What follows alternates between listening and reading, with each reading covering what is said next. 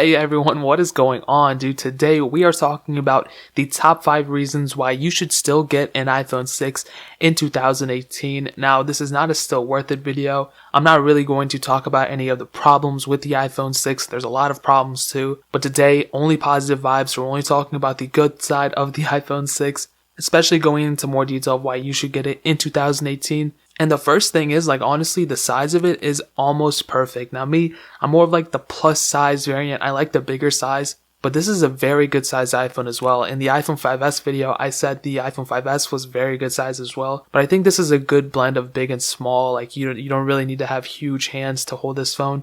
And if you have relatively small hands, you can hold it too. And I really love this size. And the build quality is very good as well. Now, there have been problems of bending. I'm not going to go into detail about it. But the overall feel in the hand, I don't feel like this thing's going to break.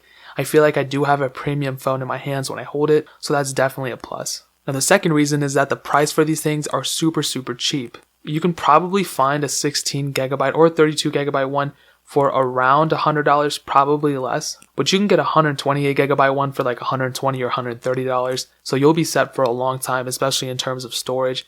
So you're really not going to have any problems there in terms of the storage part. And the price for it is super amazing, especially when you have the iPhone 10, which is over $1,000, and you have the iPhone 8 Plus, which is still a couple $100. It's kind of cool to see an iPhone that's kind of almost built the same, doesn't have a glass back, but for much cheaper. Now, the third thing is actually the camera. The camera is actually very decent. It's an 8 megapixel camera. You're not going to get DSLR type photos or anything. You don't have portrait mode, but the camera still is very, very decent for what it is. Again, I'll take some quick photos. Here's my PS Vita. The lighting here is pretty decent. I'll go ahead and post these photos in the video. But as you can see, they're very, very decent photos. Even video is pretty good. And really, in terms of video, camera, everything, this camera will be able to handle it. It can't shoot 4K, but it can shoot 1080p.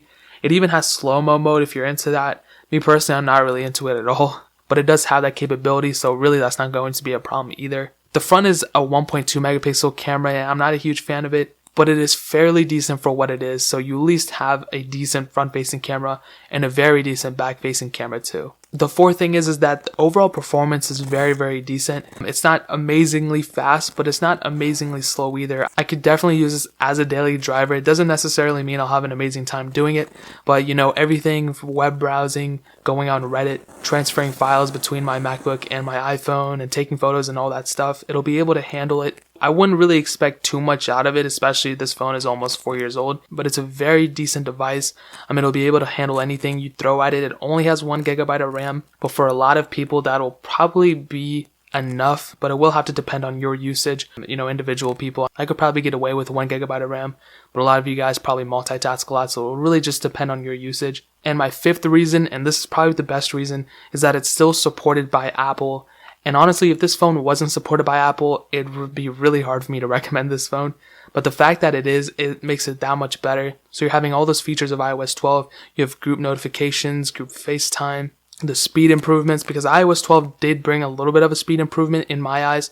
The benchmark score actually went down a little bit. I know everything's not about benchmarks, but I think it was around 79,000. That was my benchmark score. I was around 80,000 on 11.4, but it's really not that big of a deal when I'm scrolling through apps or I'm opening apps or anything. One thing I actually did notice is that when I get into multitasking, it just seems really, really fast. And that's one thing I noticed on my iPhone 7 Plus and now my iPhone 6S as well, that it seemed a little bit slower to get into multitasking and scrolling through apps. But it seems like on the iPhone 6, it's actually fairly decent. It's not amazingly fast, like I said. There are a few glitched frames when I'm scrolling through, as you can see. A little bit of glitchiness, but it's really not that big of a deal for me. And guys, that is pretty much it. Like I said, this is still a very decent phone. Those are pretty much just the top 5 reasons to get an iPhone 6 in 2018. I will have a video in about a couple days talking about the top 5 reasons not to get an iPhone 6 in 2018. So stay tuned for that. I'll leave a link to an iPhone 6 in the description if you guys want to buy it. I would kind of recommend to get an iPhone 6s, but if you're here to see just the iPhone 6, then I'll leave a link to the iPhone 6 in the description. Hopefully you guys enjoyed this video. Hit that like button if you did.